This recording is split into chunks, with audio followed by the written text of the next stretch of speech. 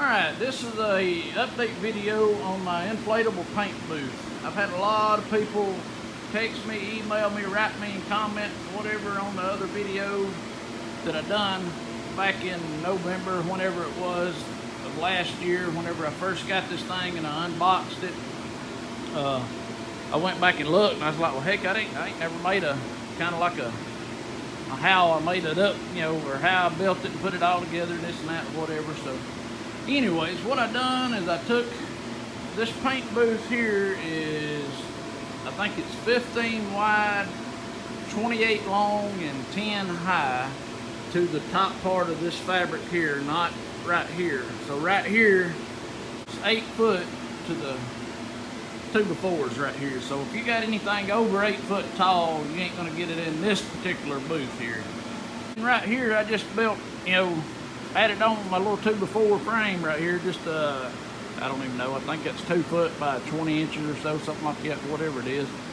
And I just put super glued some clothespins on there, and I put a piece of cardboard up first, and then I just changed the paper here out on it. I just pull these clothespins. I still got a piece there back behind that one right there I need to change out, but that's where I kind of spray my gun, you know, test it out and adjust the gun and everything there before I start painting and spraying. So anyways, what I've done is these 2x4s down here on the bottom are 10 foot exactly. These right here, there's 2, 4, 6, there's 8 of them because of these running up here and this and that or whatever. So anyway, so I just cut them to match, and I can't remember the angle, degrees and all. And then, you know, the main reason why I put these in here, well, 2 main reasons, was for my lights, because I've got 3, 6, 9, 10, and 11. There's 11 lights in here, LED lights that I picked up at Sam's Club. You know, so I just built the 2x4 frame in here, and the main reason, other than the lights, is if your power goes out while you're in here spraying something, you're gonna have a paint booth on top of some good paint. And if you paint anything like I paint here, this AirTech paint for aircraft is not cheap, man, and you dang sure don't want to use an inflatable paint booth and not have a backup plan, so in case the power goes out, this thing's gonna come in on top of your paint, man. I've got about $5 grand just in the paint for this airplane, and you know, like I say, you don't want this stuff to come down on you. But anyways, it's got this door, you know, back behind it here. And that room in there is 4 foot wide by, you know, 15 long, and it's the same height as in here and everything. And they call that kind of the prep room, so you can put your paint and everything in there and whatnot. It's got these carbon filters, this Velcro net on this side. You pull off, change your filters, and put them back on. Another thing, what this booth here does is it pressurizes that paint room in there, which blows the air, fresh air through those filters, and then it pressurizes this main paint booth, and then it blows the, you know, the air out the sides, these side filters right here. That works good. If you're not in a, you know, a brand new super nice shop and you don't want overspray getting into the paint or into the shop, then that works real good. But what I've done is I told, you know, got with Eric, Eric's buddy Pie is up in I think Minneapolis, somewhere's up that way, or Minnesota, I can't remember, one of them upstates, but got with him and he made this, call it the elephant snout. Made this little contraption right here. I'm gonna take my airbrush gun, I'm gonna airbrush me some ears on it, and I'm gonna make it look like an elephant, you know. But anyway, so what I done is I ordered this little exhaust fan. This is a 12-inch exhaust fan for, I don't know, I'll try to find a link and put it down in the description here of the video. So it sucks the overspray and everything to this filter, and then it goes through here, and yeah, it might get a little bit of overspray outside, you know, but I just drag it over here to the door, raise this door up some, and set it out and lower the door back down on top of the orange pipe and plug it up outside, and it pulls all the, you know, overspray fumes out. That's what the towels are for. It's, you know, so it keeps my cold air in the shop. But anyways, but the paint booth is a jam up paint booth. I mean, I hadn't had the first lick of problems out of it. The blowers are great. The blowers work fantastic. I mean, that's about it.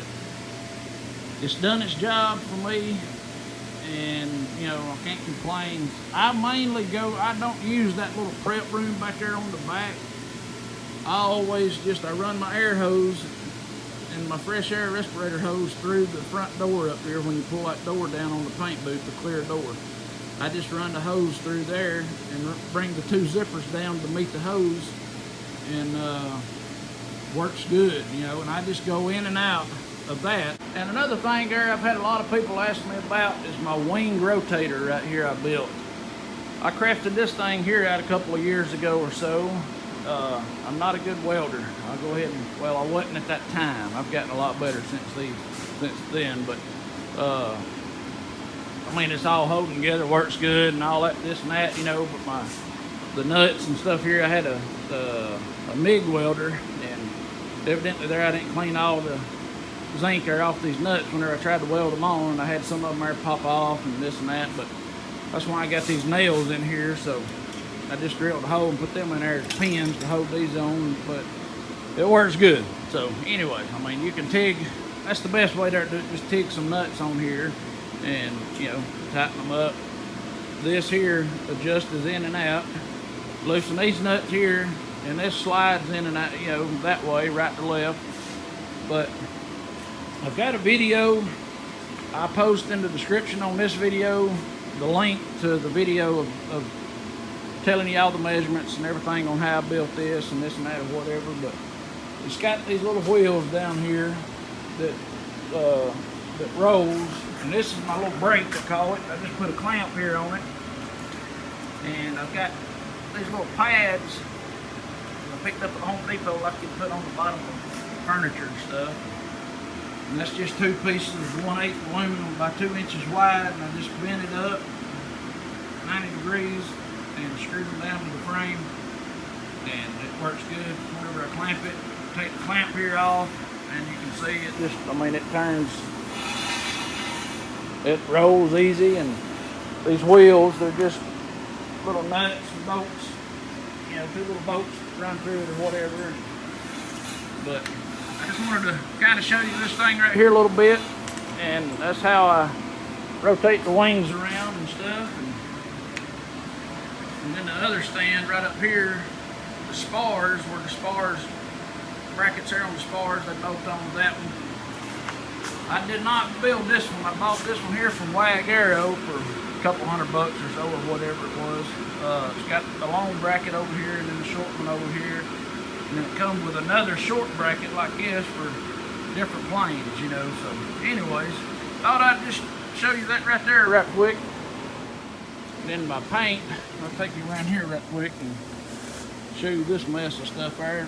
Got my boot cowling in there. It goes to over the front end of the airplane. So this is kind of my little mixing, where I mix up all my paint and this and that, paint shaker. I built this little stand. And the yellow hose there, just this little short hose, it just comes over and connects onto the paint shaker. And, so anyways, that Sada 5500 right there, that's the best gun there on the market to me. I mean, sprays flawless, beautiful. But anyways, that's what I got going on. And that's the paint booth, or the paint mixing side over here on the shop. But anyways, I just thought I'd make an update video, show you what's going on here. And but anyways, I just wanted to make a video and show y'all my paint booth and how I'd made the inside of it up and everything like that. Thank you for watching.